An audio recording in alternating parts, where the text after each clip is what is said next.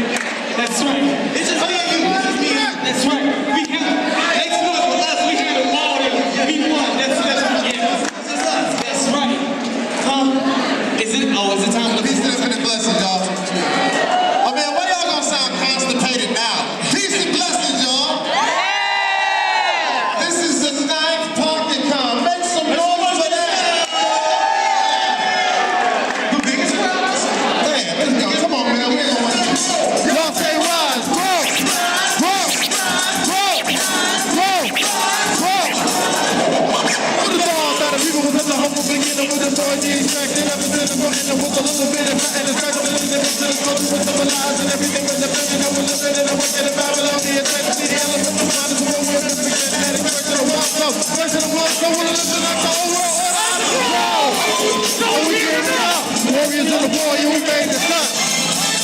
Representing incredible gold, you with the structure that I was leaving the press. Some talk is a weapon and I will use it for a little speak of very high level. Talk is a weapon and I will use it for a little speak of very high level. Now we're fighting oppression and internally fighting depression. And your possession is the powerful power that this is expression. Come with the ill sound, go ahead and bomb right after the countdown.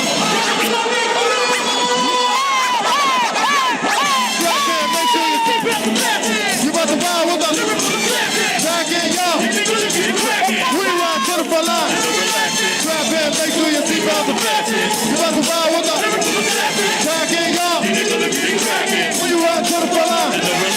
Whoa, rise how the sky goes. Whoa, rise how the sky goes. Whoa, rise how the sky goes. We high rising, high flying, and high jumping. Whoa, rise how the sky goes. Whoa, rise how the sky goes. Whoa, rise how the sky goes. We high rising, high flying, high jumping.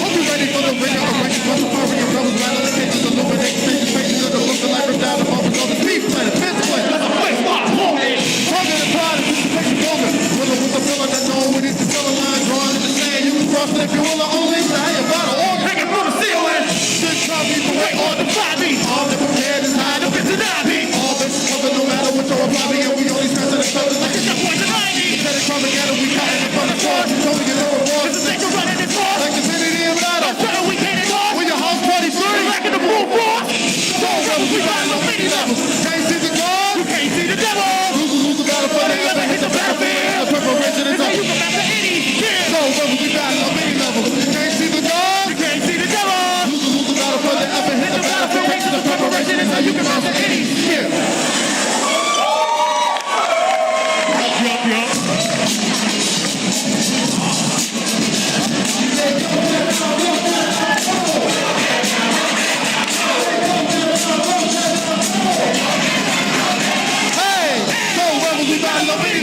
can't see the God, can't see the devil. Lose the battle for the other, hit the battle for making the preparation is up. So rebels we battle on many levels. Can't see the God, can't see the devil. Lose the battle for the other, hit the battle for making the preparation is how you can master any.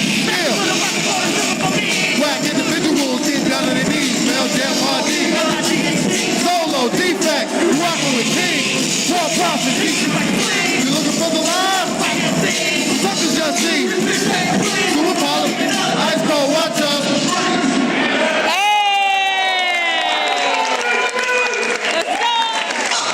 Thank you so much, David. You said they worked on your book? David Hampton did the artwork for the Poppycon flag, y'all.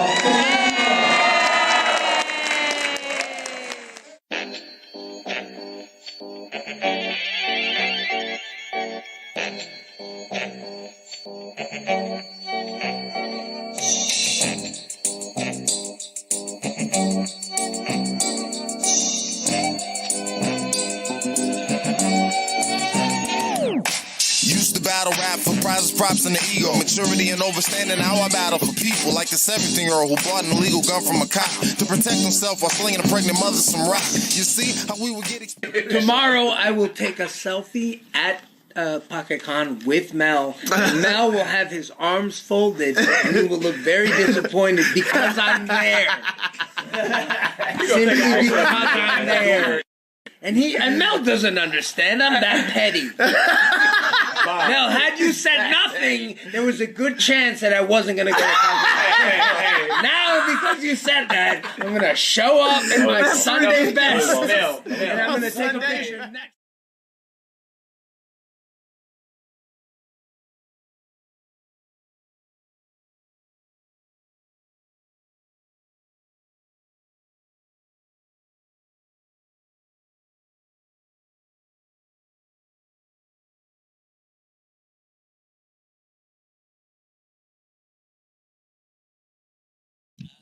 Yo, what's cracking? It's KidMental here with another theme song Thursday. This one's a pretty special one because I had a client in the past that I did their theme song, and it was for Gaming with Sophie.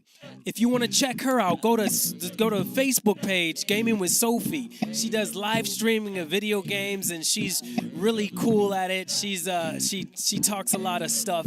She's an ish talker, and I got to know a lot about her by making her theme song, and it came out pretty good. So she hit me up and she said she wanted to do a fan appreciation song. And for her first year of becoming a streamer, she got 7,000 followers, which is pretty awesome, pretty cool. So she wanted to celebrate that. She wanted to basically have an appreciation song for them. So I went in the studio, I tried to see what I could do, and so today's theme song is for Gaming with Sophie. It is her fan appreciation song. So let's check it out.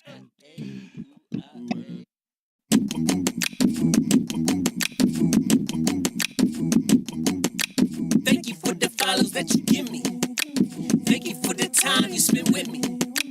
This is my appreciation. I just want appreciation. Thank you for the follows that you give me. Thank you for the time you spend with me. This is my appreciation. I just want appreciation. It's your girl Sophie. If you gaming with me, then okay. If not, then I understand reluctance by your Kofi. Don't worry, they already engraved the trophy. But this is still open your brain to some extra dopamine. 7K followers in 365. So every day I'm grateful for all the extra life. It feels like a cheat code every day that I'm streaming live. So no lie, I love the way you keep me high. Thank you for the follows that you give me. Thank you for the time you spend with me. This is my appreciation. I just want appreciation. Thank you for the follows that you give me. Thank you for the time you spend with me. This is my appreciation. I just want appreciation.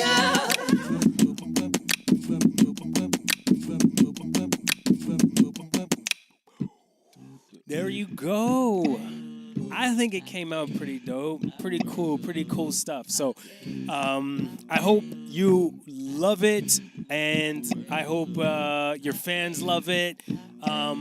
Please share. If you guys are out there and you like what I'm doing, please tell your family, tell your friends, tell everybody.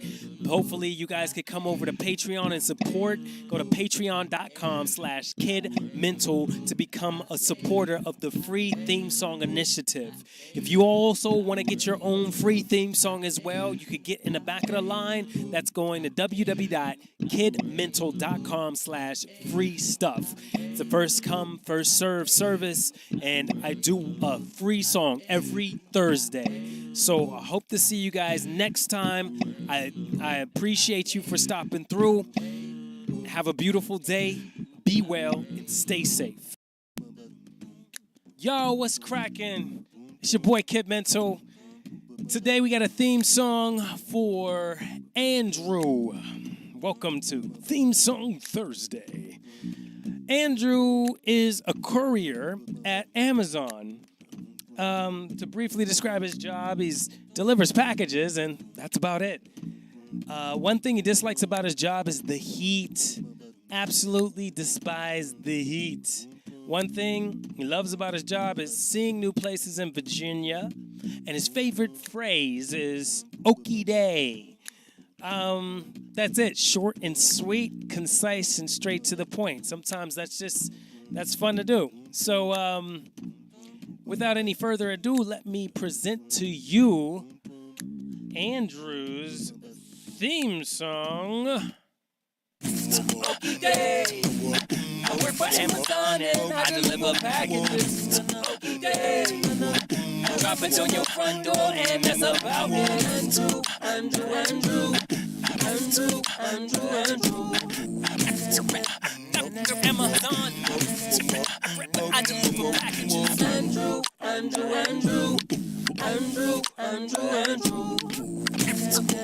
I work for Amazon. I deliver packages. Yo, I'm solid like a rock. when I deliver. Drop it on your porch, stop and take a picture. It's a nice thing, seeing new places. It's like an adventure every day out and day in. Yep, I'm Andrew, keep it lit like candle.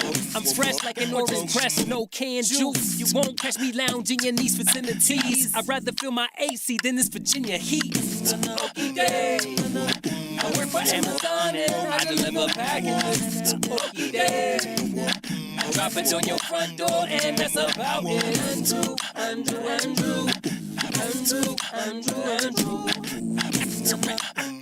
Amazon. I deliver packages. Andrew.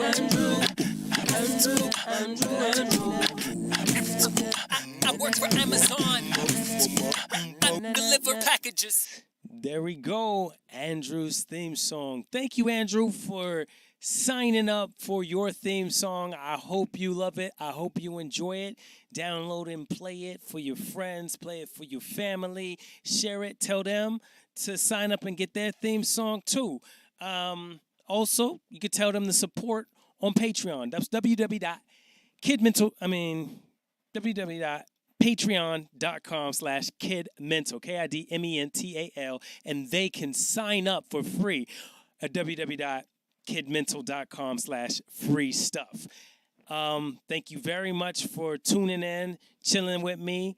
I appreciate all of you. I thank you, all of the patrons that I have and that are supporting the free theme song initiative. Thank you, everyone, for helping out. Have a beautiful day. Be well and stay safe. What's cracking? It's KidMental here with another Theme Song Thursday for you, where I make a beatbox song for you. If you want to get your own theme song, go to www.kidmental.com/free stuff. And if you want to support, go to Patreon, patreon.com/KidMental, KidMental. Today, we have song number 122. Today's song is for David. David is a real estate agent at the company EXP. Briefly describe his job. He's new real estate agent trying to brand himself. He actually tries to find new people to speak to so he can talk about real estate. Aside from helping people buy and sell homes, he loves his dog and his fiance. Currently, he has a day job at the bank until he can fully transition to real estate. And when he gets off the day job, he hops onto the computer and creates branding material to make cold calls. He hates making cold calls. He loves helping people. His favorite phrase is sheesh. So without any further ado, let's check out David's theme song. Keep your ear out for his favorite phrase, sheesh. Here we go.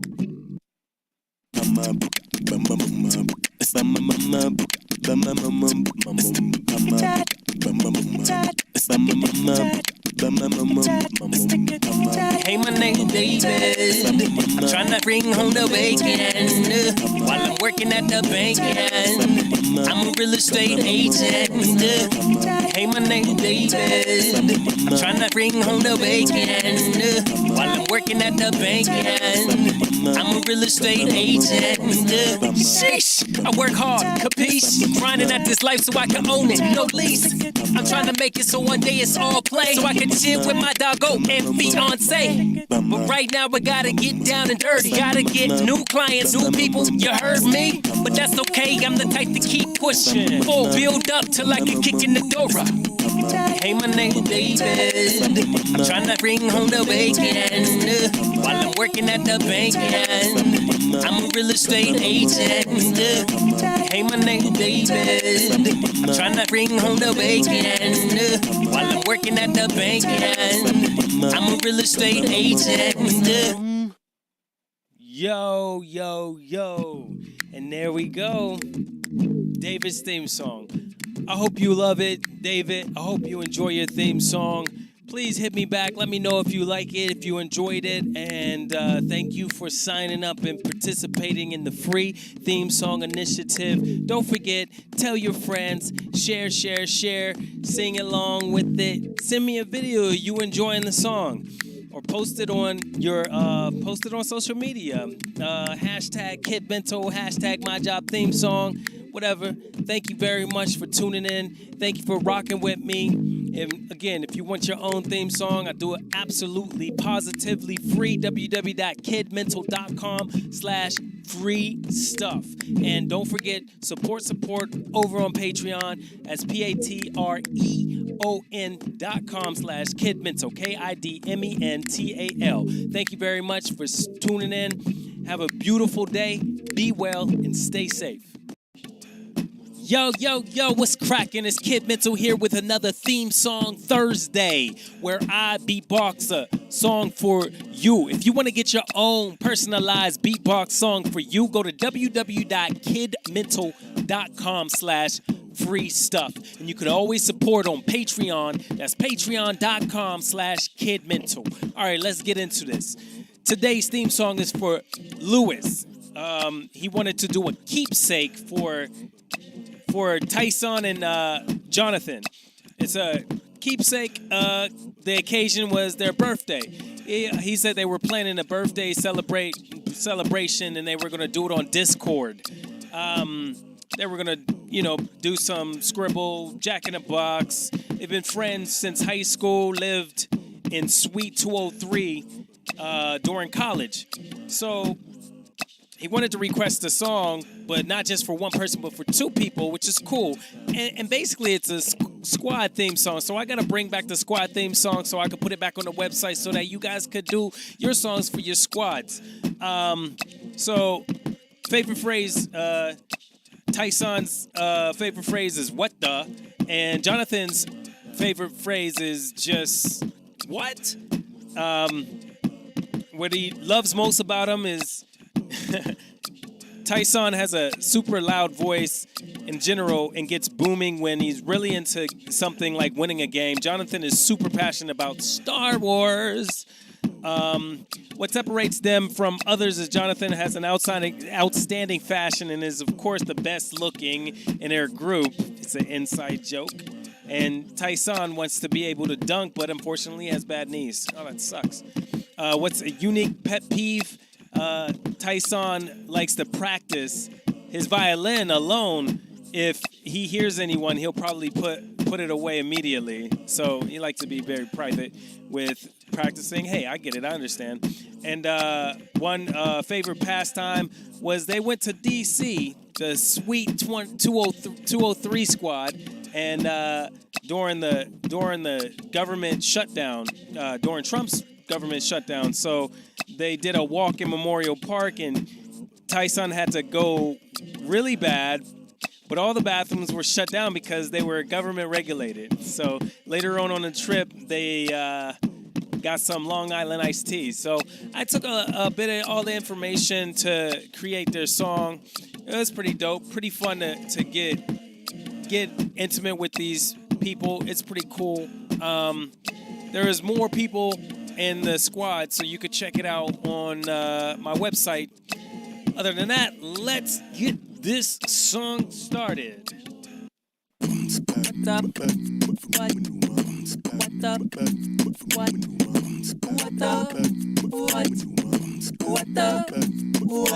If you like the new Star Wars, I don't follow. Jonathan say that BS is garble.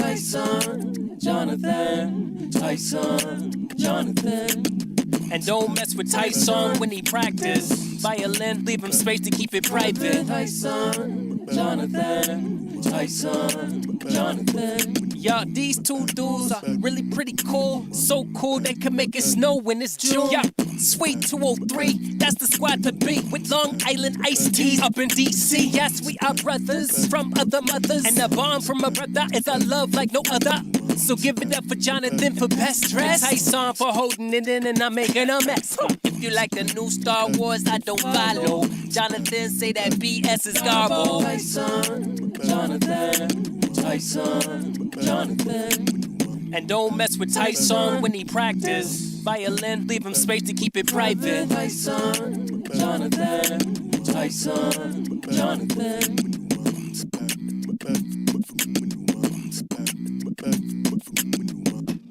And there we go.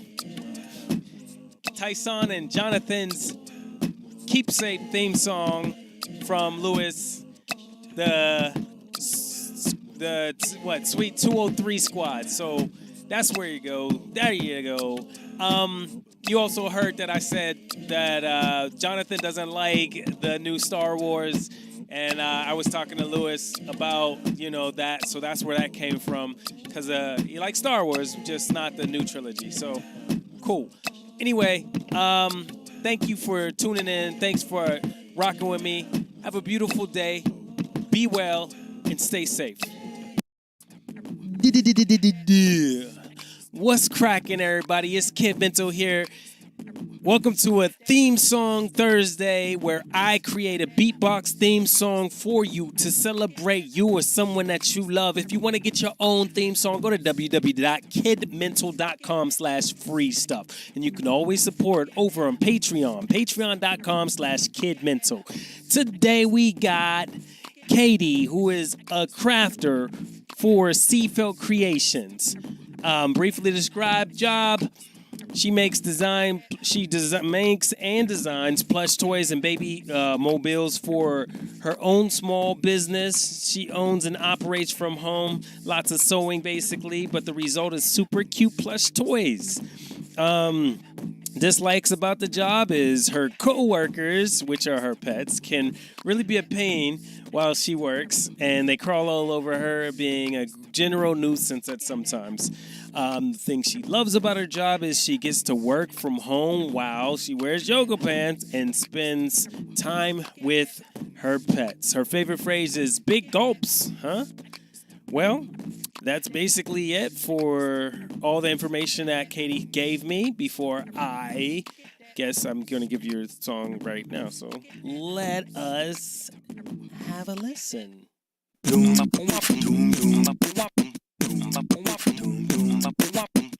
Always the occasion, Seafelt creation. Big up some, big up some. Seafelt creations, Seafelt creations. Big up some. Big up some. I'm making design, super cute plush toys. And baby mobile choosing me is a good choice. I love my co-workers, though a pain in my butt. Literally doggos and kitties everywhere that I look. No matter how much I fuss, working from home is such a privilege. Wearing yoga pants while I'm running my business. Spending quality time with my pets is something so wonderful. Even if they cause a nuisance, they are the best. Always the occasion, Seafelt creation. Big up some.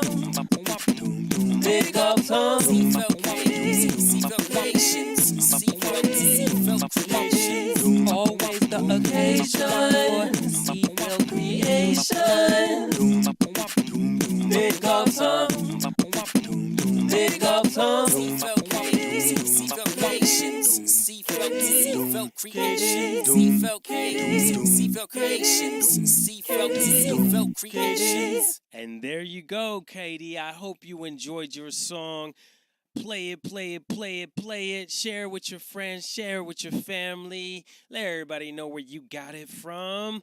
I liked it. It was pretty fun to make. I hope you guys out there enjoyed it as well.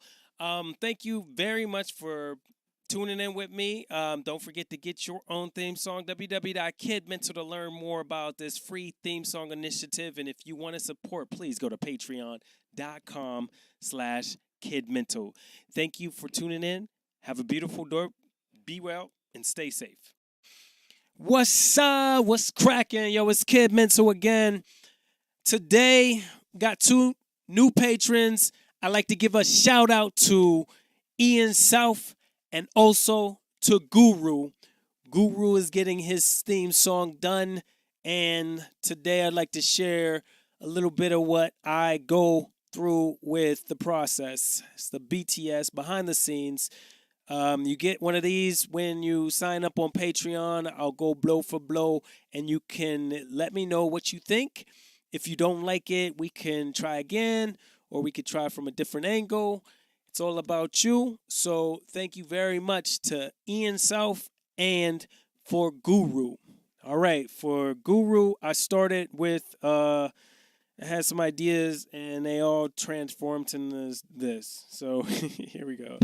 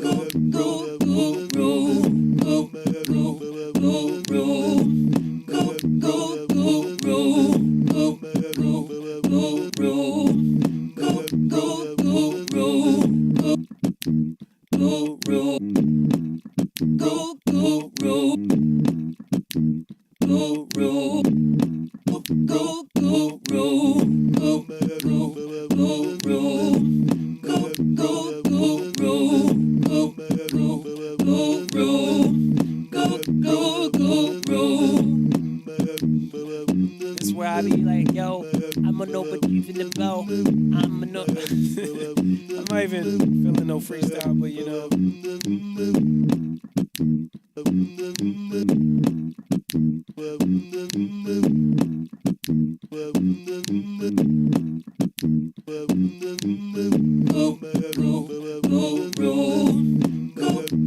Let's see, you had a favorite phrase, what was it? Take care out there.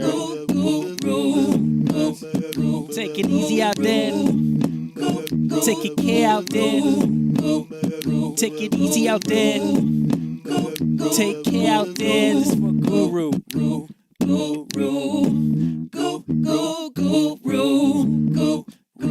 go, go, go, go. Guru, thank you very much. Thank you, Ian South. Hopefully we will get to the bottom of this. Okay, Guru, for real, this is a question. How do you like it? Do you think it's going in the right direction? That's the base of the beat. So that's pretty much it. I might add a little bit more because I had another idea. But other than that, that's kind of the base of the beat. I will write my lyrics to that from your form, what you filled out, description, and everything else. You let me know. Either DM me, send me a message, send me an email, or comment below and let me know what you think. Thank you very much, and I hope y'all have a beautiful day.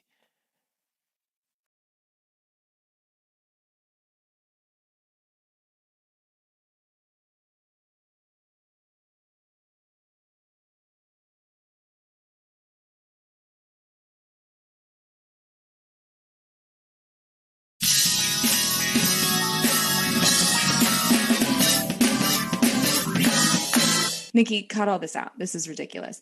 Bye. Ciao. Here's a little bit messy, but we'll figure it out. All right, and welcome back to the unnamed comic book show here for BlurdDotRadio and Nerdfect Strangers. I'm your host, Kenny, and today we're talking about one of my favorite comic books, graphic novels, whatever you want to call it, Animal Man, volumes 1, 2, and 3. They're basically 27 issues of Grant Morrison's really historic run. First off, Grant Morrison is the writer, art by a bevy of folks, Chaz Truog, Doug Hazelwood, Tom Grummett, Steve Montana, Mark McKenna, Mark Farmer, and Paris Collins. While the inside of this book is amazing, it's the covers that are done by Brian Bolin that really kind of just draw you into these comics. I mean, every cover, and thankfully the trades actually keep those covers intact for each issue. So you see Brian Bolden's just really cool artwork that just kind of leads you into the Animal Man series. Grant Morrison's Animal Man is a timeless piece of work, in my opinion. It's a comic that really subverts that 80s genre that was very much dark, gritty, really devoid of hope, really violent. I mean, don't get me wrong, some of my favorite stories kind of come from that era in terms of like the Frank Miller stuff we get, anything Alan Moore wrote. The list kind of goes on. I mean, Chuck Dixon, we get a lot of really interesting stories, but they all kind of come to one theme, and it's really centered around this idea of hopelessness. And what we get here with Grant Morrison's Animal Man is basically a realignment of the character for Buddy Baker, as we find him not just as a hero, but as an animal rights activist. So he's in his 30s, he's trying to figure out what he wants to do in life, and he realizes that, it's time for Buddy Baker to be a full-time superhero. We also, as opposed to many of the other heroes we see through any comic book, hi bud, I guess you can call me Animal Man myself because the cat just kind of came through. But since we're on the idea of Animal Man, basically Buddy Baker still has his powers, and he's part-time in it. Well, not even part-time in it. He was barely doing it as a superhero, but now he wants to fully join the Justice League, become a hero, and he does that. But what ensues throughout the next 3 volumes is Buddy Baker essentially finding himself and finding some interesting villains and teaming up with some pretty cool heroes you probably only really see on like Justice League Unlimited, which shout out to B'wana Beast and Vixen and Martian Manhunter, who all show up in random issues. There's a clear plot that Grant Morrison's going through that I don't want to give away, because the really cool part of the story is that each issue of Grant Morrison's run, yes sir, he also wants you to pay attention to the sub-stories and the subplots in the background, because small characters become major characters and you don't realize it. So there's a lot going on, and at times the story can get a bit preachy because Animal Man is a vegetarian, and that becomes a whole thing. And it kind of aligns with its writer, Grant Morrison, who he himself is a vegetarian. I'm not sure if he's still a member of PETA and all that, but all these things of activism in the 80s and environmentalism become key issues to Animal Man and to that time in the 80s. And honestly, here in 2020, some of the issues that Grant Morrison speaks on, and those issues kind of still speak to what's going on in our society today.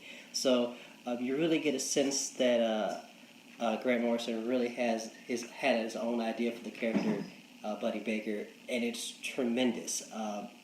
The MVP, though, of the story of the entire run is Mirror Master, who essentially at the beginning of the story was sent to assassinate Buddy and his family, because I think I'm not sure, the cat interrupted me when I was getting to the point that Buddy Baker has a family. And so not only do we see Buddy Baker the superhero, this is also about Buddy Baker, the father, the husband, trying to do his best to kind of balance that home life and that hero life. And you see that they clash early and often with some dark results, but also some beautiful moments as well. So Mirror Master comes into the story with Buddy, and it becomes this whole ridiculous thing where Mirror Master just kind of completely shit talks Buddy Baker through different points of the story, and also ends up helping Buddy at one of the pinnacles, the big parts of the story, the climax, as one would say. I really enjoyed the story. There's nothing more I can say about it. The best issue is A New Science of Life, and this is basically where Buddy takes a handful of peyote, and the art becomes just this next level thing of colors and shapes and stars.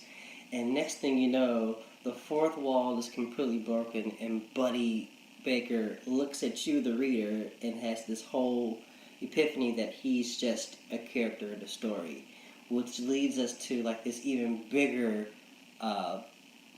just kind of scope of breaking the fourth wall that even Deadpool would be a little bit jealous of, where Animal Man meets his writer, and they have this whole just existential conversation, and it all comes back to the Coyote Gospel, which is my second favorite issue in this book, where you kind of see how a coyote and a man are hunting, well, one's hunting one. I won't tell you who is hunting whom, but it becomes this thing of sacrificing one's life for the greater good, and just the idea of grieving and loss.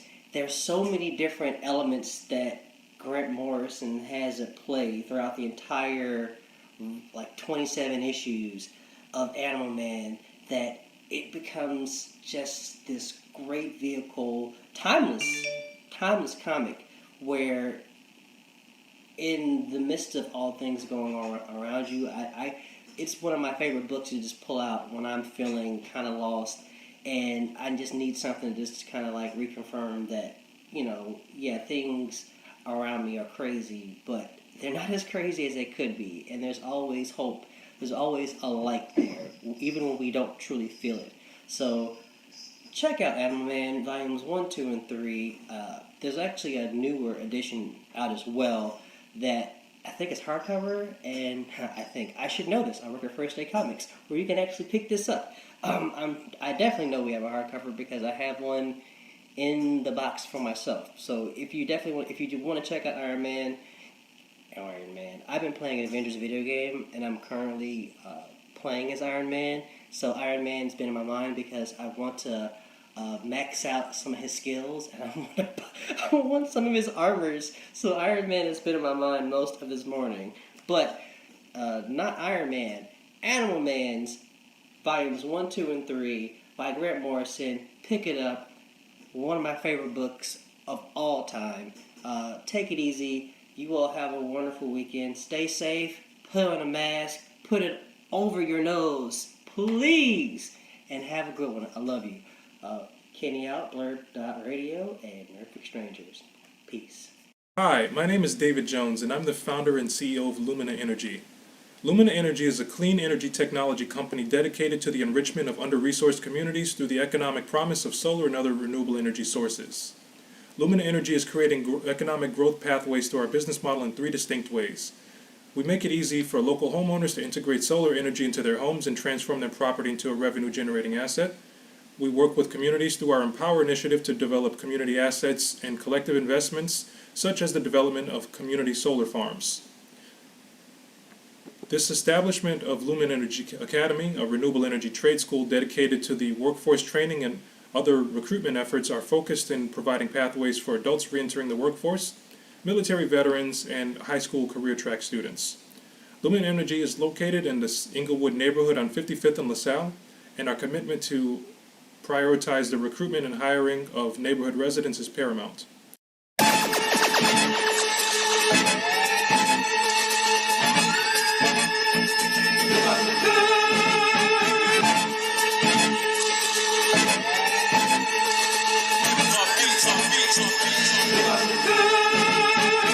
Of a gentleman, vibe of a simpleton, thief good enough to steal the cup out of Wimbledon. Well-mannered, sneaky and brave, although he's always out to get laid. This sucker got some pervy tendencies, a weakness exploited by his enemies. Arrogant, cocky, and vain. World's greatest thief and lives up to the name. Family business, a true legacy. That's how they always avoid peasantry. More than that, he's in it for the sport. Charismatic fellow, always holding court. Gives a warning just to enhance the hunt. Tricks up his sleeve, always pulling the stunt. One and done, not hitting the job twice. Handle his biz, then off to the next heist.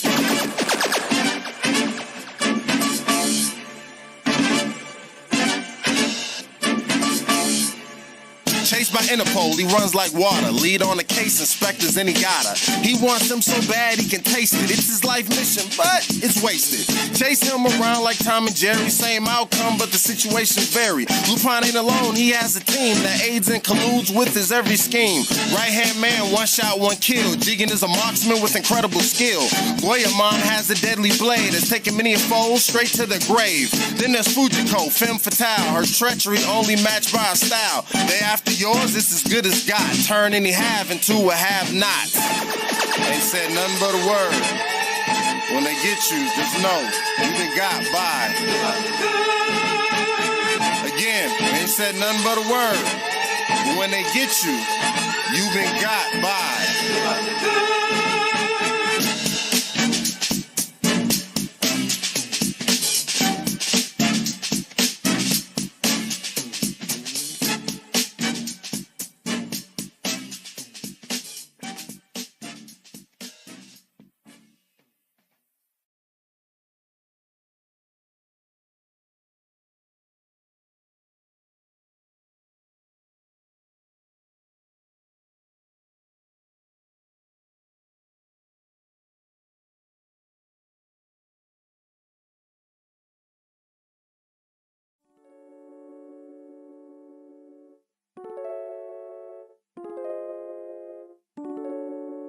Good, everybody. How y'all doing out there? This is Kelvy, your boy. Right now, we are doing a video episode of the Dope Sessions podcast. Now, everybody knows, usually, I'm always by myself when I do this, but these 5 episodes that I want to do is basically just me bringing on somebody else so we can chop it up and we can just talk about anything, any and everything. And I got my boy, my brother, my brethren, one of the coolest niggas on the planet. The legendary Drunken Monkey with 3 E's. Don't fucking forget that. What up, Drunk? Yo. What's up in this bitch? No, I'm saying. Love, peace, and big booty Care Bears. Pterodactyl flavor swishers. Yeah, man.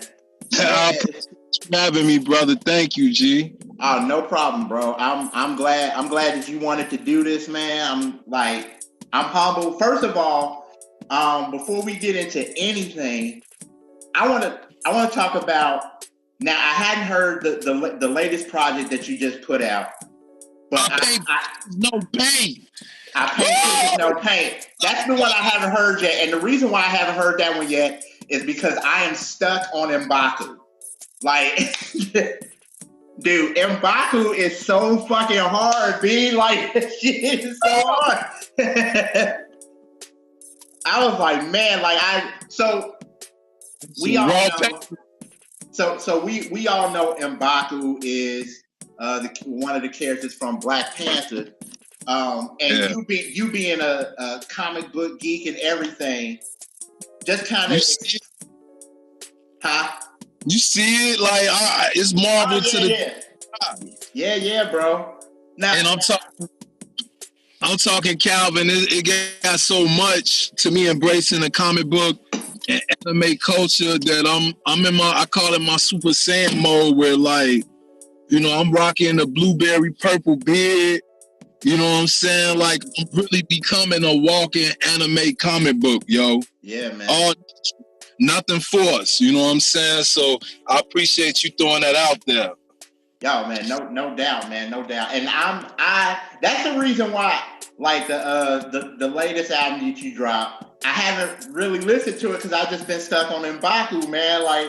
And I'm I love that project. So what made you want to bring these projects on?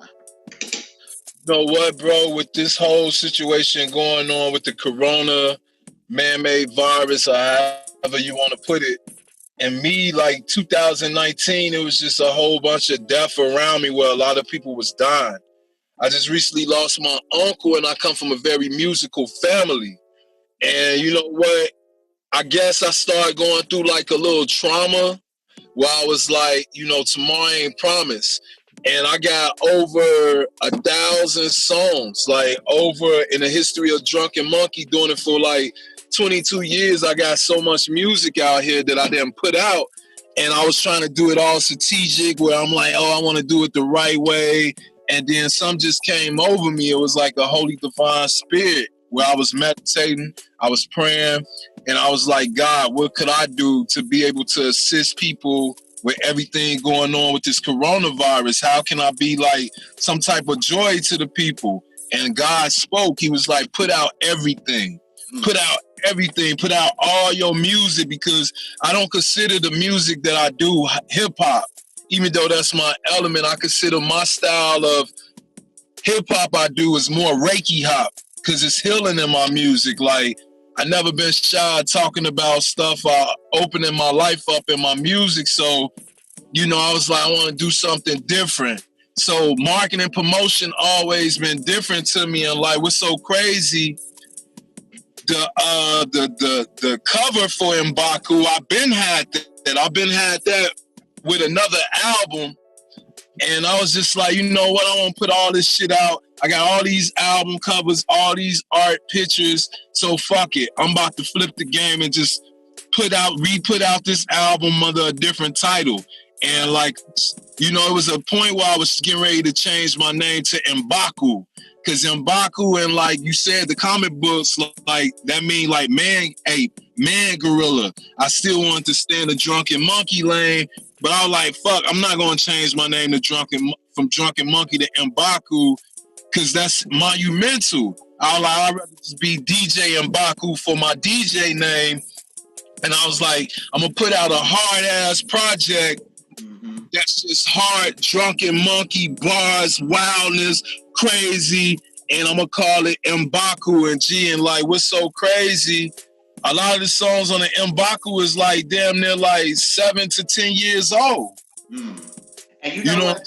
The reason why I really wanted to kind of focus on what you were just saying about how you put this project together, going back to like I remember like you kept telling me like, dog, it's time, like you need to start putting out music. You need to start putting out music. It's time.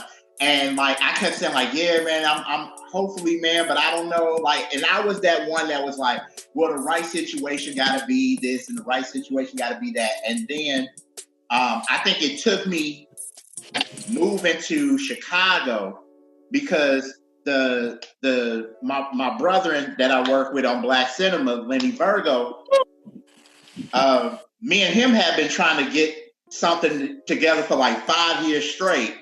And it took me being in Chicago, and I just think like one day I was just like, you know what, man? I sent him a letter. I wrote him a text, and I said, I started thinking about the whole Gangstar last album and how like Premier was just crafting beats over Guru's vocals. And I just started sending Lenny all these vocals. Like I was like rapping, like using this like crappy mic, but I was just rapping my vocals and I would send it to him. And then he just went from there, started crafting beats. And then once we got everything together, we was like, okay, it's good. But because of the way the mic is sounding, like we gotta make this great. We gotta have it sounding great on all levels.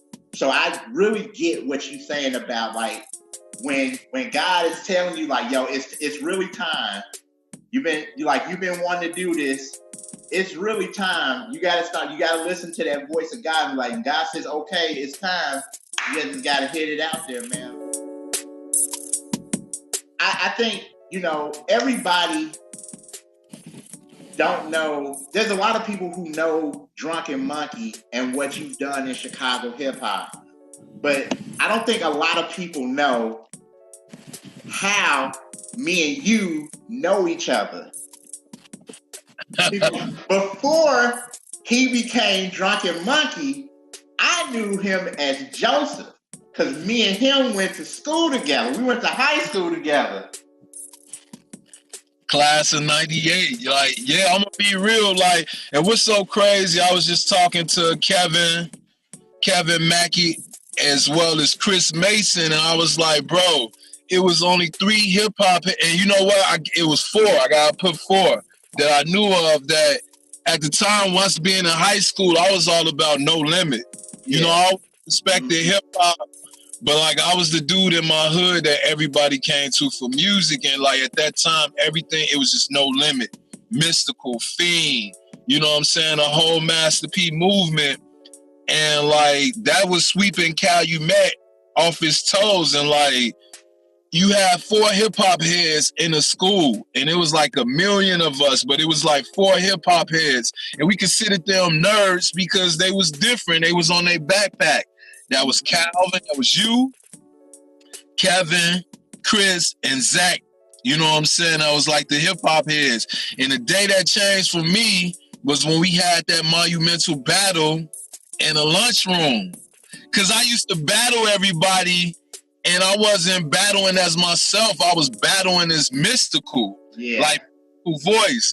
And like, yo, here go Calvin sitting at the lunch table, all the football players, we in the back. Calvin came back there and joined the cypher. And I don't even know what happened where we started battling because it was just rapping. And then I think everybody, because you came up and your flow was so precise, it was so clean, it was on point that everybody was like, damn, this is different. Oh shit, Joe, he coming at you. Yeah. So then I looked at, I got upset and I'm like, I couldn't remember what I said. But I remember you went and you was killing and you was like, got these MCs swinging on these nuts. And I got mad. I ain't gonna lie, I was on my Papa Doc shit. And I got mad and a nigga just fucking threw the mashed potatoes on your new shirt and shit. And you know what the funny thing is, it's like what you were saying is absolutely true. It was really only 4 of us like hip hop heads at Calumet. And what makes it like really, I don't even think you know this either. That was the first time that I showed everybody that I could rap. Wow. Because like, it was like, I knew I could rap, but I think at the time I wasn't as confident in it as I am now. And so I think once it was just kind of like, everybody was kind of at that table doing their thing, then it was like, yeah, I joined in and kind of just started doing. And like you said, I don't know how from everybody it became me and you at that precise moment, but it was like, for some reason, it was just like, I had this thing where it's like, I do stuff for fun. Like, and that's just me. But it's like, if somebody like quit the challenge, then it's like, I'm not going to run away from it. And so that was the first time, like, I think I ever like battled somebody.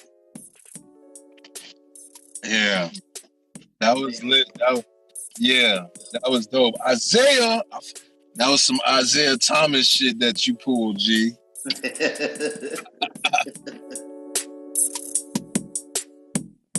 So from Calumet, so let's go from Calumet, from that battle part from Calumet. How did the transformation to Drunken Monkey come about? Man, so I'll never forget it. Like, man, G, like I said, I come from a very musical family, and where all music played, and like me growing up in Inglewood, I embodied the hood and culture.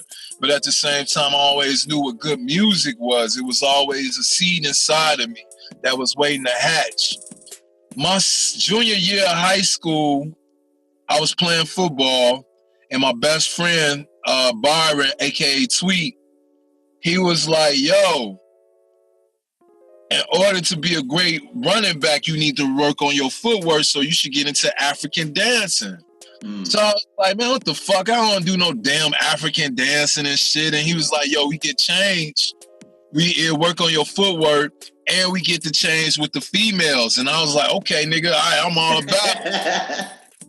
Not knowing that my African dance teacher was a world-renowned, like, famous dance teacher on some Alvin Ailey, Judith Jameson, Josephine Baker shit. I didn't know my dance teacher, Miss Darlene Blackburn, shout out to her, was like international like she was. I got into African dancing, bro, and it was like something was unlocked. Something was unlocked inside of me, and which was like the performance side of Drunken Monkey. Because the music, and I've been rapping ever since I was a kid, like doing a little tape deck, like push record. I still remember my first rap. I've been rapping since I was like 1 year old, you know? Yeah. But the performance side, like getting with Miss Blackburn, that opened me up to like going outside the hood, going to perform at Purdue College, going from Purdue College to going outside of Inglewood, going downtown, like seeing all this shit, it opened my head up, and always been a cat to be like a loner that love to be around people. And I just started taking trips up north. I just started really checking for shit, and then I started coming across like WHBK. I started coming across like Third Rail Radio. You know, I started finding out about the Chicago scene, because even though, like I said, I always was about music. You know, I was about Crucial Conflict. I was about Big Nasty. I was about Drama Ward. I was about psychodrama. And like getting out of high school, I started finding out about the hip hop side of Chicago with like the Nacrobats, the Ill Nature, the breakdancing crew. And so happened, like I ended up going to like East West University. My best friend, the same person that told me to get into African dancing, was like, yo, you need to transfer to Triton. I transferred to Triton my sophomore year. I ended up coming across like my crew member, Pyro, who was a part of Ill Nature at the time. This man took me under his belt, started showing me how to do rhyme patterns like Busta Rhymes. Then our crew just came together. And I mean, it's a long ass story. And like just after high school, it was like God just made everything there, you know, to make me Drunken Monkey, like me going into Chinatown with my sister. Cause at the time, I mean, I know I'm all over the place, like, but it all comes together. Cause then like, it was like a Voltron of how Drunken Monkey came together. You know, going to Triton, really getting exposed to hip hop Chicago. Right. You know what I'm saying? Because a lot of people thought hip hop Chicago was just Wild Hunters with the Big Nasty, or juke music, or either like West Side with psychodrama and etc. But then it was like a whole nother culture where it was like backpacking and all that shit. So going from Triton, hanging with my crew members, starting to learn the elements about ciphering, b-boyism and all that shit. I grabbed that shit real hard. I took that shit real serious. I'm talking about so serious that the next week I got kicked out of my crib, started living with my friends, backpacking on the colleges, started going to like different ciphers, battling people, you know, and then like we always, each crew member that was in my crew, we all was in college, from Loyola to DePaul to like, man, Columbia. And then that's when we was ahead of our own like student black unions. So we started creating our own open mics within each city, within like the city, different areas. My auntie, she had an oil and incense shop that was on 55th. And at the time, you couldn't come on the Chicago poetry scene and be a hip-hop head doing hip-hop. You was a hip-hop head doing poetry. We changed that vibration. You know what I mean? And like, man, G, me coming, to make a long story short, if it weren't for Darlene Blackburn, if it weren't for 360, if it weren't for Pyro, if it wasn't for a hottie, Essence of Life, Some Like It Black, those are the ingredients that hatch the seed in me that was already meant to blossom into Drunken Monkey. So what made Drunken Monkey was just being out of my hood, going and seeing something that was different out of the norm, not being in the box, not just coming from school, going back to Inglewood, like my family and their music history, like it's a long story, like, so I just sum it up to like, that's what made Drunken Monkey, especially growing up, being into martial art movies like Shaw Brothers, Samurai Sundays and Samurai Saturdays. I'm talking about when Kung Fu movies was part of Cartoon Saturdays on Fox, you know what I'm saying? Like,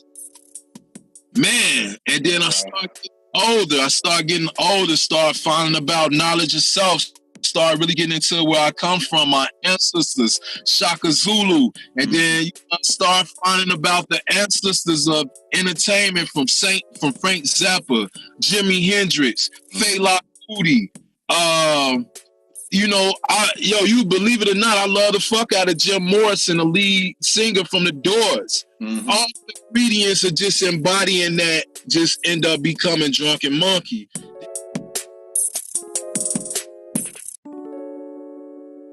I appreciate about you is that although, like, because I remember there was a point where we hadn't talked like after high school and all this other stuff.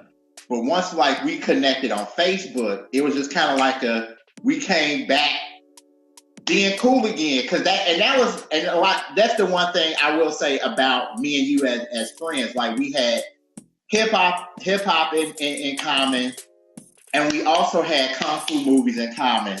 And I remember that in high school, we used to talk about Kung Fu movies all the time, bro. Like, But the one thing that I will say about you that like humbles me is the fact that you have been one of my many supporters in everything that I've done, from like We Do Movies to doing this, to doing Black Cinema. Like when we came out with our single Thoughts, you were the first person.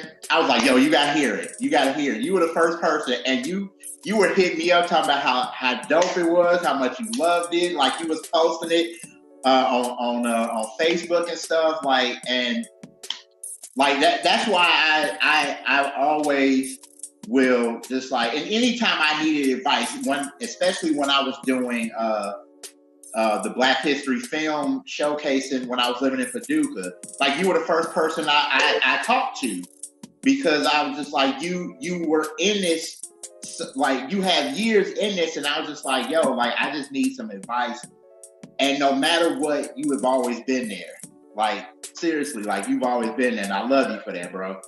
And man, I appreciate you, and I love you, and I admit, like, you know, when I came in the Chicago hip-hop game, it was more harder than what it is now. Like, I come from that era where you had older industry execs like, man, you dope as hell. And then you be like, man, could you show me how to get on? And niggas like, nah, nigga, you got to go through it the hard way. You got to struggle. You got to be homeless. You got to do this.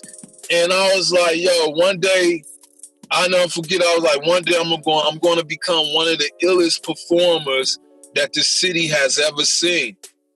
I didn't know what I was saying that day, but like, I always been a very vengeful person. Like, growing up, you know, I was the kid that got bullied on. I was the kid that niggas was like, yo, fat ass, roasted me. So I always had like a people's champ mentality and shit, where I didn't want people to go through what I went through. Like, you know, from your Chance the Rapper to the Cool Kids, all of these people, they kind of stem from open mics that I hosted.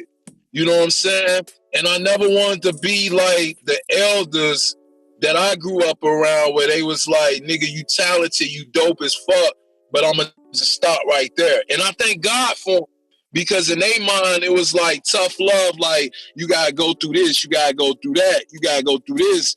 And that's what made me how I am, where I'm big on, like, you got to let people know what they are, man. It's a million motherfuckers that want to do what we do. And everybody want to feel like they dope. When you wrote to the dogs, me knowing you as a friend, I listened as a friend, but at the same time, I admired it as a music lover. Because it's like, I know this dude, I know his story, I know it's like, damn, this is hitting home. But then the music lover in me, that's what made me like, yo, this shit remind me of some Bass Air. This shit remind me of some Madlib, MF Doom shit on some motherfucking, you know what I'm saying? It's like dope as hell. Like, I never been a type of like hip-hop head that listened for bars. Anybody could have bars. Right. Never been a type that's just like bars. That shit get boring after a while. I'm more about content. I'm more about how you riding that beat. You know, you know, how I was trained, my Sifu of lyricism, shout out to Pyro, he made me study Busta Rhymes. He made me study Jay Dilla. You know what I'm saying? Because, like, the way Busta Rhymes was riding beats, nobody was doing that. And then the way that Jay Dilla was on some, I come from the hood, I love big booty strippers, but my music is still musical. That showed me something. So I'm just big on paying homage. I'm just big on treating people like I want to be treated. I'm just big on like, yo, I'm going to listen to your shit. If I don't like it, I'm going to let you know I don't like it. If that shit is cool, I'm going to go hard. And that's like the reasons why I did the Tweet Central Lounge radio, where I play local and independent artists, because there's so much music out here that I feel like the mainstream don't really focus on these type of people. They don't focus on your Calvin Wilsons. They don't focus on your Drunken Monkey. Or it's like, just because a motherfucker don't have like 1 million views and shit, that mean this person music is trash. That mean this person music video don't get to be seen. Like, no, fuck that.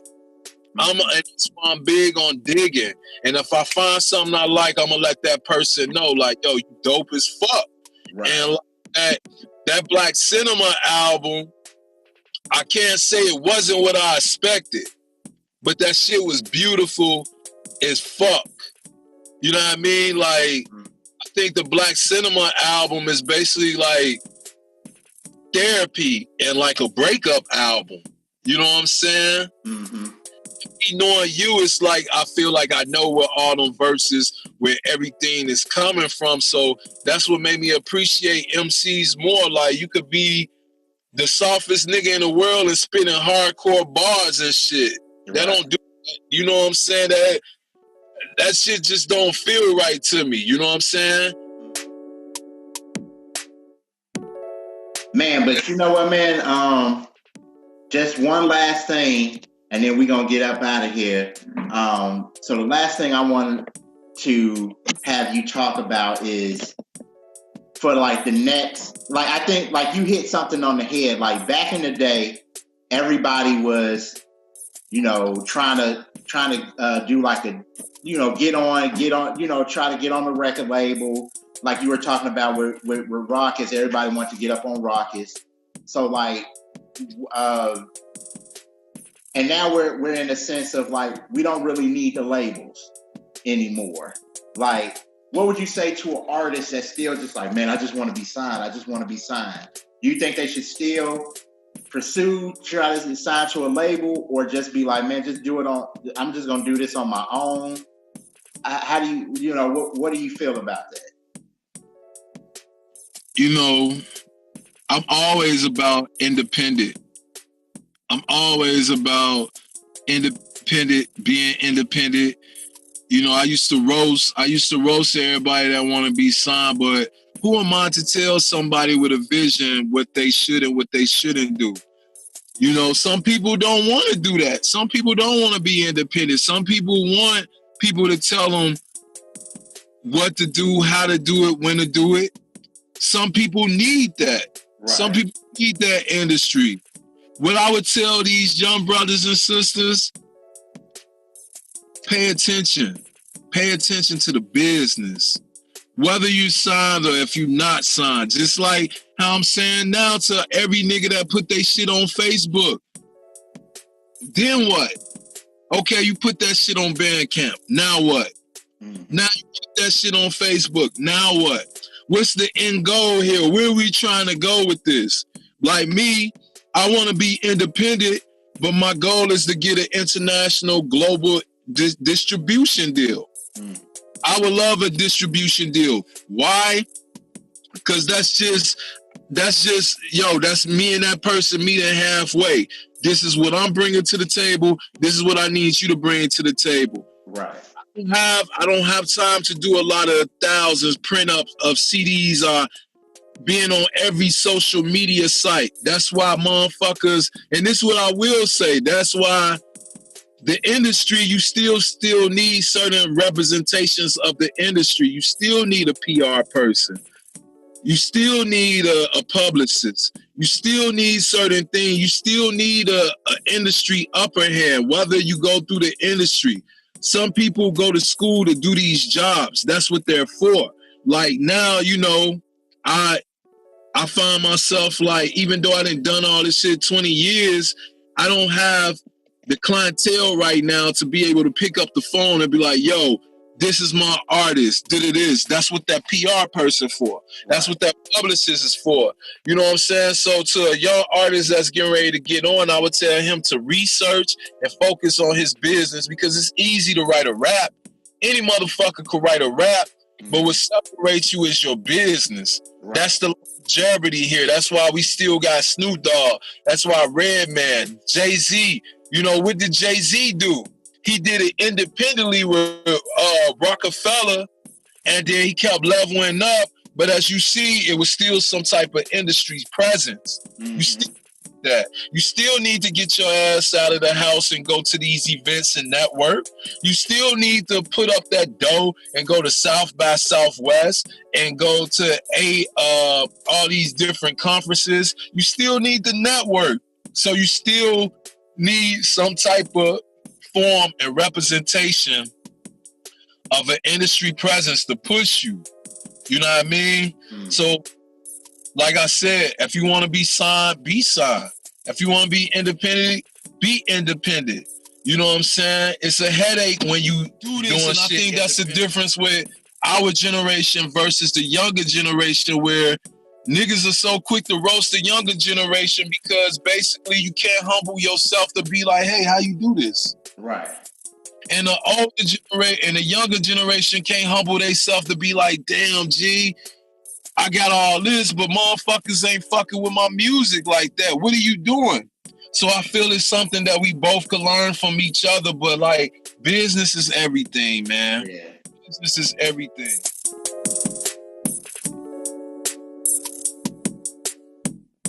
But yo, man, first of all, I do want to thank you again for chopping it up with me on the first Dope Sessions video episode, man. I thank you again. I appreciate it. Yo, man. Ladies and gentlemen, Drunken Monkey. Woo! Yo, real quick, shout out to my sponsor on my end. You know what I'm saying? Shout out to Raw Papers for sponsoring this powerful, dope, informational session. You know what I'm saying? Dope sessions with my dude, Calvin Wilson, also known as Mr. Herbal Tea, these bitches. Also known Hey, and I'm going to say this and I'm going to leave. That's the only thing that about the album that disappointed me, bro. What, no Herbal Tea? I thought that Herbal Tea was going to be on that, bro. Like, bro, I love that shit, bro. Like, man, like, and I'm going to say this, man. I'm working my ass off right now to do something so big. Not just with the music, with the radio station, with the podcast, with my comic book festivals, with all my events, to like really take the independent and local scene to the next level, bro. Like, I'm talking about, we need to start doing like artists, independent and local artist unions and shit. Like, that's where my mind is at now. Yeah. You know what I'm saying? Where motherfuckers that's like me, dope as fuck, but don't have the presentation, you don't have it, or either you may come from a background where you have a whole bunch of niggas in your circle that's dope as fuck. And y'all not really pushing each other because y'all dope as fuck. Right. You know what I'm saying? That's where I feel like we need like artists unions and shit that really push artists, man. money. You know what I'm saying? Like, that's my whole thing. That's why I did the radio station and a radio show, to create a platform where artists could be able to make money from their shit. Because, like, we could listen to it as a fan, but if I'm not making Calvin money, if I'm not making Neo.com money, all these dope-ass artists money, like how when we run to when Jay Electronica and them come out, West Side, we run to that shit. But when it comes to our own homies, we can't do that shit. Right. And I could say this, and then I'll be done. Success to you. Keep up the great work. Big Booty Care Bears live from the planet Tweet Central. I'm Chicago's wildest Inglewood space cadet by the name of Drunken Monkey. Drunken M-O-N-K with the 3 E's. The 3 E's stand for Inglewood Energetic Experience. Find me on Facebook, IG, Twitter. My music is on over 150 streaming music sites. Just make sure you spell my name right. Drunken, M-O-N-K, 3 E's for music, radio, anime, movies. I got it all, and my shit is dope. It ain't whack. I say that with a humble heart. Yeah, that's true, bro. And everything I've heard from him and seen from him has been 100% pure dope, man. So y'all go check him out, man. We out. Peace. Big Booty swag.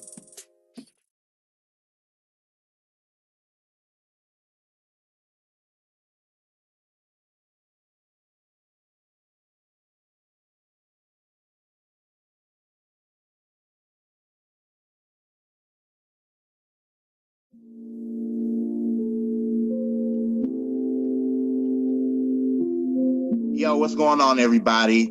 Thank y'all again for tuning in to episode 2. If y'all can see me too, my bad on that one. Episode 2 of the Dope Sessions podcast.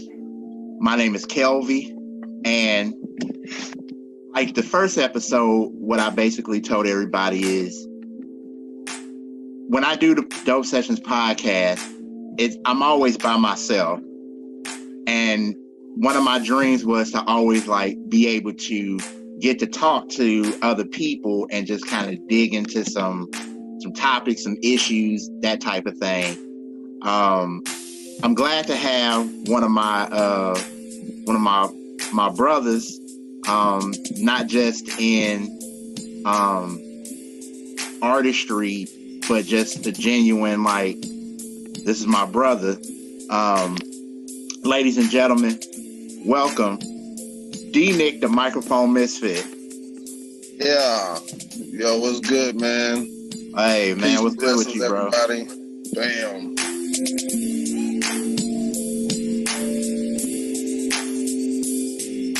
Now, the one thing that I kind of want to get in, just to kind of give like a little bit of background, and you can let's do it.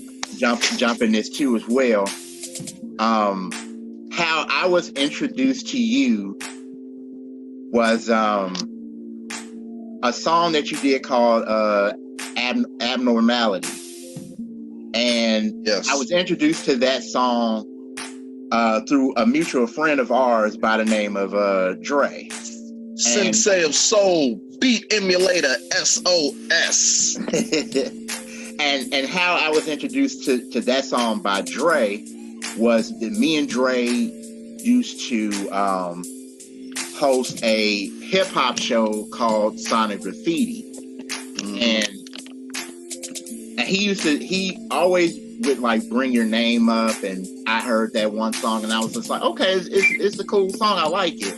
I didn't realize that you were a part of a group, but I think at that particular time that was a solo song. And one of the things that me and you have talked about on occasions, which I thought was kind of like I wouldn't say weird, but it was just another way of doing it, because usually most people start off in a group, then go solo. But you started off solo and then went into a group. So I guess I just want people to understand, just in your mindset, I want people to understand your mindset. When did that decision take place?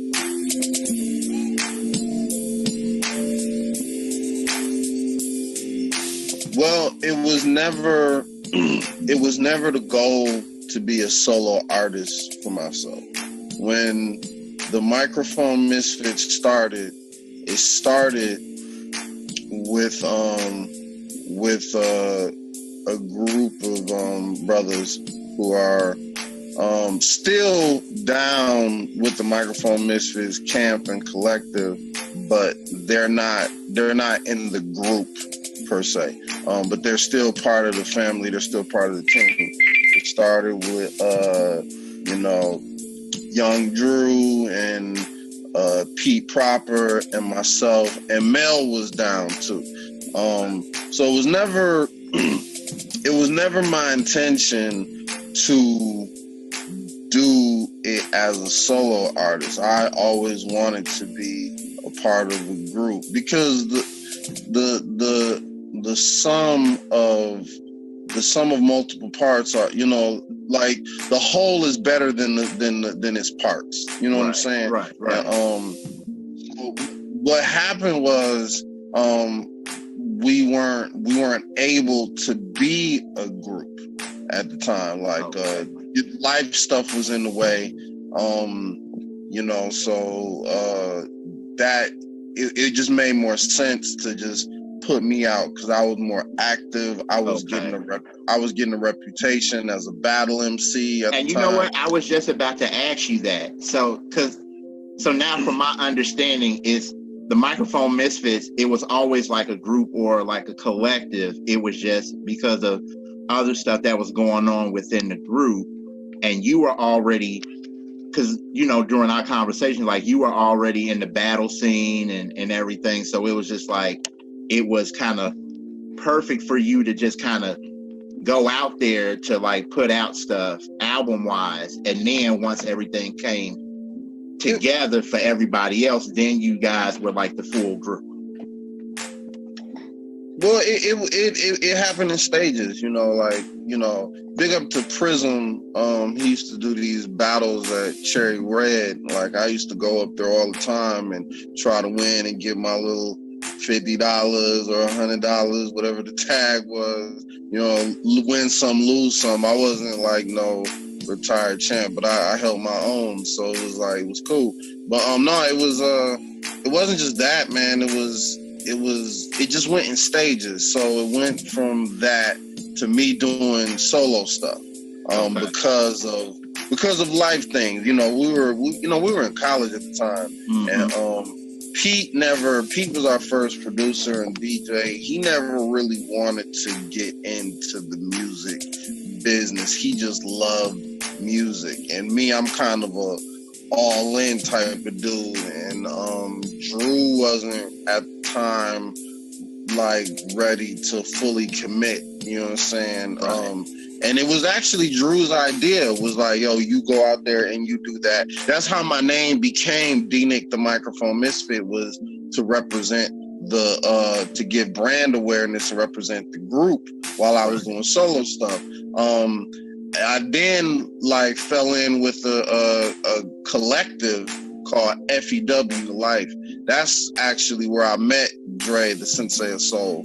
And because he was loosely affiliated with FEW, and that was my first time like traveling and touring experience and all of that, like, getting to go to, Hip Hop Congress and becoming a part of Hip Hop Congress, which I'm still a part of Hip Hop Congress. It's almost like a artist union type of thing, and just building relationships with other things. So FEW was really moving. Like we were everywhere and doing a lot of things, but FEW was not a group too. It was a collective. Right. So everything kind of started with FEW, and then from FEW grew like the Microphone. Yeah. I became D-Nick the Microphone Misfit from FEW. Okay. Like that was the first thing that people really knew me from. They knew me as D-Nick the Microphone Misfit from FEW. And then while FEW was happening, everybody in FEW comes from their own groups. It was Stick and Move. Enlight was from, you know, Stick and Move. Brave Monk had Awesome Style Connection and was part of Phase 2. Architect, DJ Architect had Architect Sounds. Manoax, DJ Manoax was a part of Iman and the Mighty Universal Zulu Nation. You know, so it was Peasant Waters, my brother Ron, who brought me in FEW.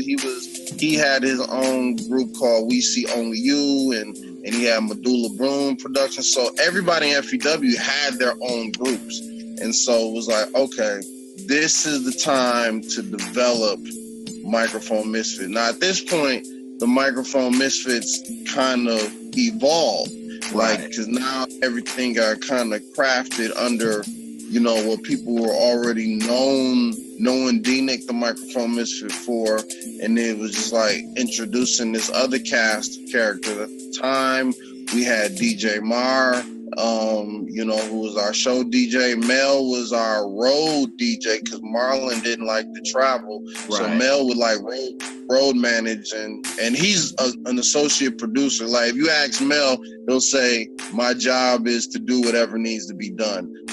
You know, whether that's rap, do graffiti, show DJ, whatever. Mel is like, Megaran said Mel is like the human Swiss Army knife. Ray Alight was actually our very first DJs and producers roommate. That's how I met Ray. We were doing early Microphone Misfit stuff. Ray was there. So Ray always knew the history and always down. He was just the fun party stoner dude. Solo, Jet, and Defects, they all come from Awesome Style Connection, ASK, which is Brave Monk's crew. And because we were all connected with the FEW, like you know, I have relationships with Stick and Move. I have relationships with Awesome Style Connection and Phase 2 and etc.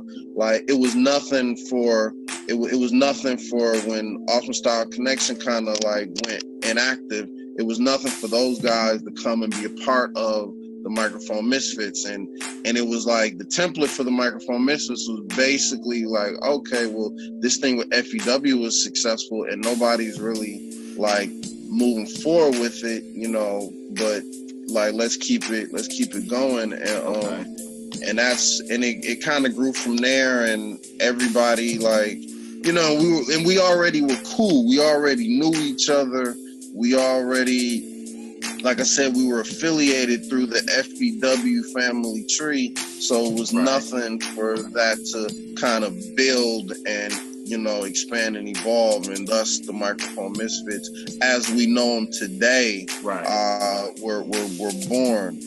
So it was really like 3 stages, you know what I'm saying, to get to where we are, or how we're seen now. And big up to those guys, man. You know, like my brothers, you know, our DJ Mel L, and my partner in rhyme, Ray Alight, and Ken Solo, and Defects, and, you know, and Jet Nam. Jet gonna get at me like, man, you forgot me. And, you know, Jet always be clowning me. You know, that's just my dude, and, you know, big up to all my Microphone Misfits and our production team. DJ Marlon and Mike Noble, you know what I'm saying, as well as Big Herc, you know what I'm saying, and the whole family has expanded to even like people that are not members of the group, but they're still part of the family in the camp, like Young DRU and Bob Rock and T-Rex the Beast. Like they're all part of our Misfits family, you know what I'm saying?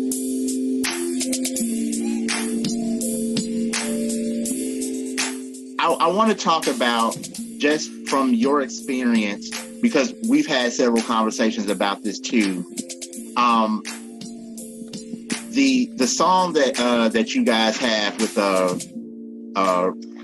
Razzcast on the new album Escape from Babylon, Volume 4, there's a part of your verse that says the Chicago MC that was never given a chance. I want to, like, just, if you can, briefly just kind of talk about the Chicago, like, hip-hop scene and the Microphone Misfitz place in it or non-place? Because I was wondering about that specific line. Was that a line saying like, you know, we've been doing this thing for years in Chicago and we still are kind of looked at sideways? I just kind of briefly talk about those things.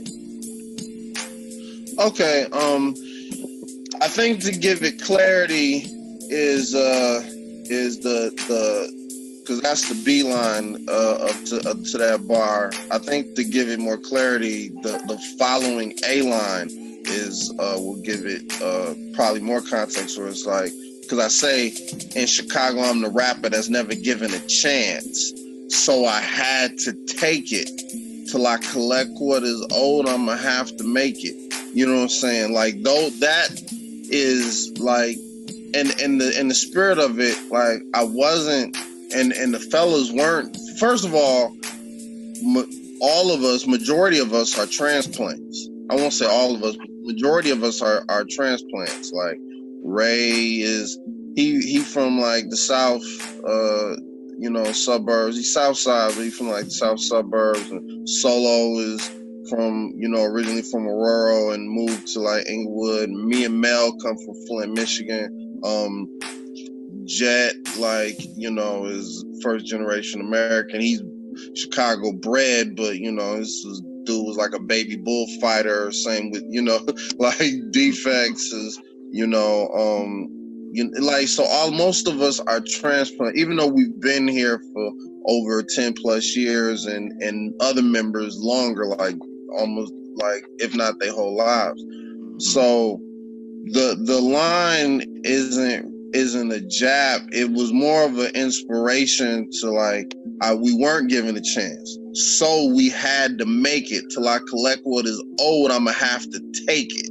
You know what I'm saying? Like, and it was more about like not feeling sorry for yourself, not feeling owed anything, because Chicago don't owe me nothing.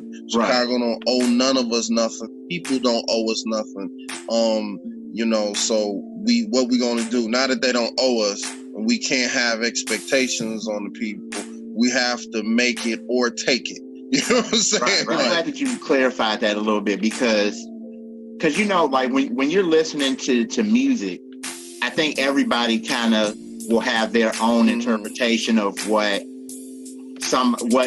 meant by a certain thing, and that's I kind of took that in that vein of like, because like I said, we've had plenty of conversations, and it was to the effect, and I'm just paraphrasing, where it's like, we've done all these amazing things, and yet we still kind of like not looked at a certain way.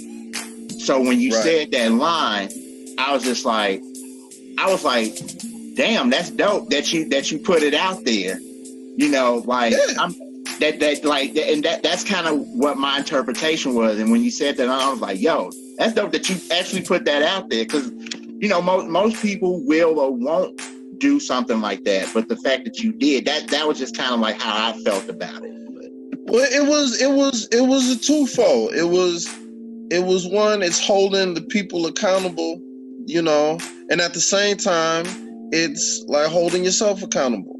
Like, two things can be right and two things can be wrong. So it's like, if you're complaining, like I hear people complaining all the time about all the music, there's no substance, there's nobody doing nothing positive, there's no any of that. And it's like, dude, you know what I'm saying? Well, what are the alternatives? Are you digging for the alternatives? If you're not, then, what are you, because we're out here. We're out here. We're going overseas. We're doing shows and packing up these venues, or we were pre-quarantine. But even with that, like now, it's like we were doing that. And people, if you're complaining like there ain't nothing out here, no, it's not that the scene or the culture fell off. You fell off. Right. You know what I'm saying? Right. And it's and at the same time, on the flip side of that, artists, like, yo, man, these people are these connoisseurs and consumers of music and consumers of content. They're consumers. They don't owe you. This ain't no communist fucking country. They don't owe you they don't owe you they support. They support because they want to, and you create a need for the marketplace. Mm-hmm. You know, so it's two sides. It's holding consumers accountable while holding artists accountable. You know what I'm saying, and not being entitled. You know what I'm saying? Right. Like you can, two things can be right, just like two things can be wrong. It's funny that you mentioned that because I know from just the conversation, like the conversations that me, you, and Dre have had, either separately or all three of us together, is that conversation about, everybody talks about how, there's no good hip hop out there, and there's no this, there's no that, but it's like, but are you digging? Are you looking? And one of the things that I used to tell you guys was just that I think our era was a little bit different than it is now. And the reason why I say that is because I remember being in the car with my dad, and like he would play Dusties. And like I remember just like he would always like, you don't know nothing about this. You don't know nothing about this. And I'd be like, what is that? And he was like, he'll tell me. And so I got interested in that song. Like I remember, talking about, I wrote a paper about black films, and the 70s came up, and I was like, what's blaxploitation? And he told me all these movies.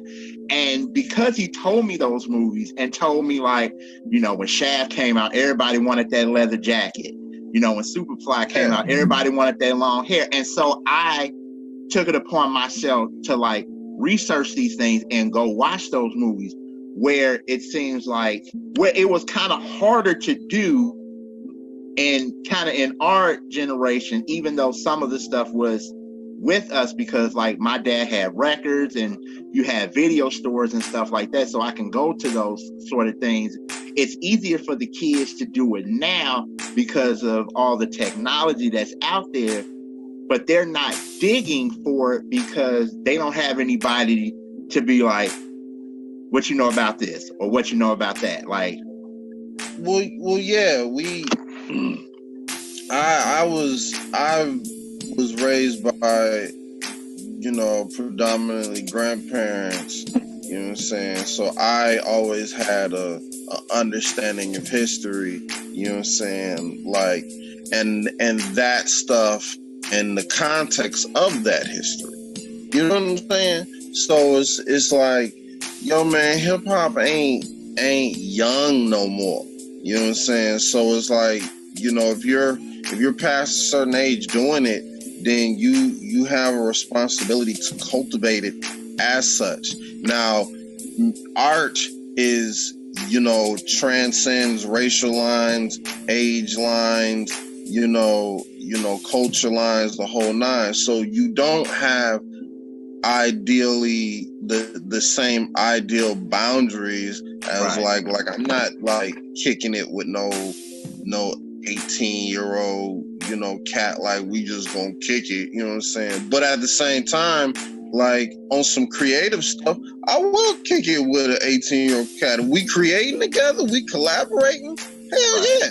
Cause it like my students, you know what I'm saying? Like we'll be getting into battles and DJ routines and breaking battles and all, like, because like art is the equalizer. That's why so many people love it. That's why it's needed. It's not considered an essential business, but it's so needed because it is the biggest equalizer in the world. Nothing, because it's soul to soul communication. So, right. Like, yeah, man, when it comes to like cultivating the culture, like the responsibility falls on the artist and it falls on the consumer in equal parts. You know what I'm saying? Mm-hmm. It's, and it's our responsibility to teach, people that might not know. Like, it's not, you know, this is the instant, you know, generation. So everything, even the older cats, like, are used to stuff being instant. Nobody's hunting and gathering their food right now. They going to the grocery store. Right. So it's up to us to now cultivate and teach. This is the importance of cooking. This is the importance of how you shop. If you go into the grocery store, right. And if you want to do it on another way, this is how you farm. You know what I'm saying? Like otherwise you just waiting to be fed. You being on some fast food shit.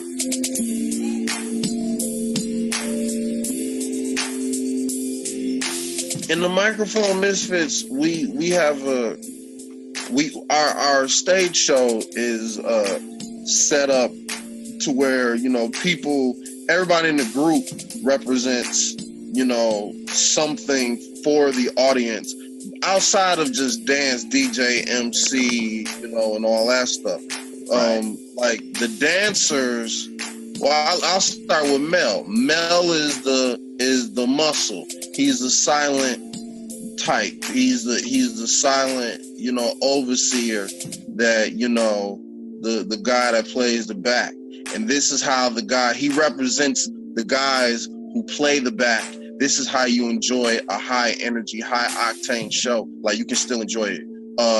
Me, I'm the floor captain. I'm the guide. I'm the, you know, one that's taking everybody in the audience on this journey through this music. Ray Alight is the audience POV character. People love Ray. He's like the star of the group. People love him and want to be him. You know what I'm saying? Like, they don't want to be D-Nick, they want to be Ray. Right. Ray's the fun one. Like, you know what I'm saying? He's an audience POV character.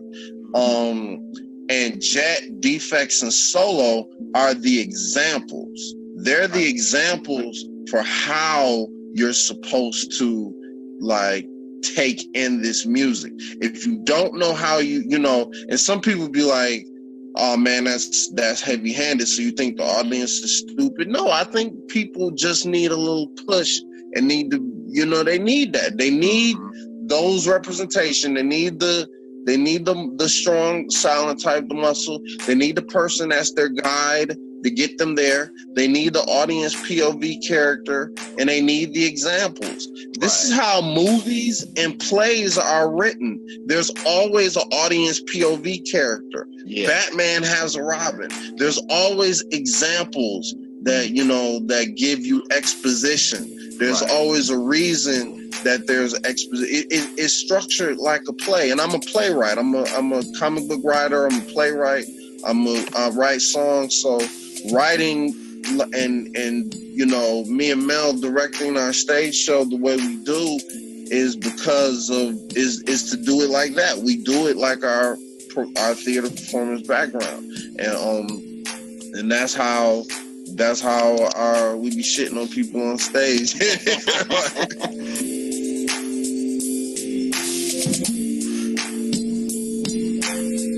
Are we living in these Corona times, and I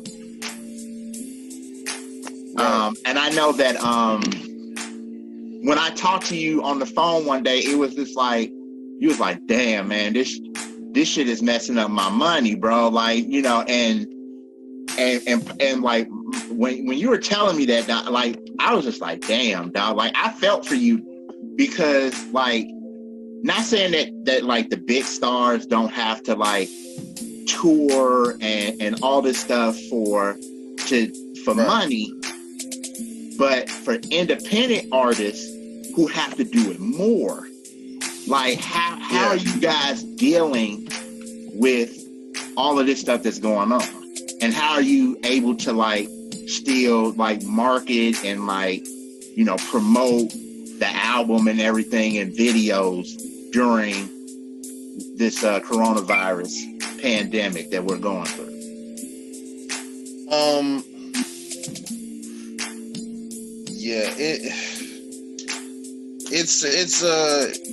Well, we're surviving, and we're you know, we're making our strides. You know, you're gonna sink or you're gonna swim. It definitely is challenging and it definitely is a hit. And you know, I feel for all my kindred, you know, road warrior brethren. You know, like, man, when you an indie touring artist, man, that shit is like a fraternity. You know what I'm saying? Right. Like, and sorority. Like you know so many people, you know, because you're living a gypsy lifestyle, especially if you tour with them, you know, there's like unsung rules, you know, that we all follow, you know, with people that are on that grind. And that's how we bond and just get stronger relationships. So blessings to everybody that's a indie touring artist that are hit by all of this. Right. For us, like, you know, we had a meeting, you know, actually yesterday, where, you know, we were just checking in on each other, and everybody is dealing with it in their own way in the group. But it's important to know that we're still a group. Right. So the first thing for us is, you know, individually, you know, we gotta survive, and we gotta take care of each other, and we gotta take care of ourselves. And then the next thing is, you know, obviously take care of our families. And then the next thing is, you know, take care of the brand and the IP and the group. Luckily for us, it's like we have so much content, you know, that we can really focus on getting better at the promotion and things of that nature.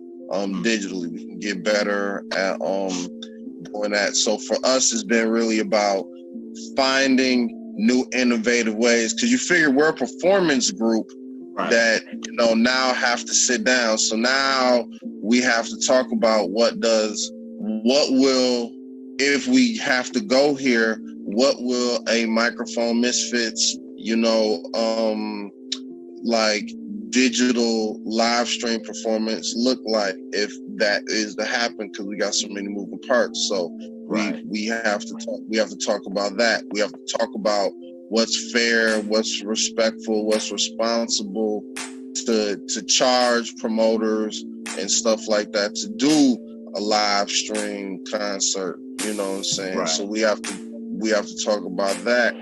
And on a more positive end, it gives us an opportunity to tap in and create. Like, you know, Rahm Emanuel said a couple years ago, and, you know, you never let a crisis go to waste. I'm no Rahm Emanuel fan, but like sometimes the arrogance of the oppressor will give you a jewel. And that was a jewel. So like, you know, so for me, it's like, okay, now I'm gonna get better at video editing. Right. Like, I'm gonna get better at it. I'm gonna get better at, like, I know about algorithms and how that stuff like moves, but now I'm gonna get better at it. You know what I'm saying? And I'm gonna do that for the group. The other members of the group are, you know, they're doing like their own thing to make them and the group better. Right. You know what I'm saying? Like, so that's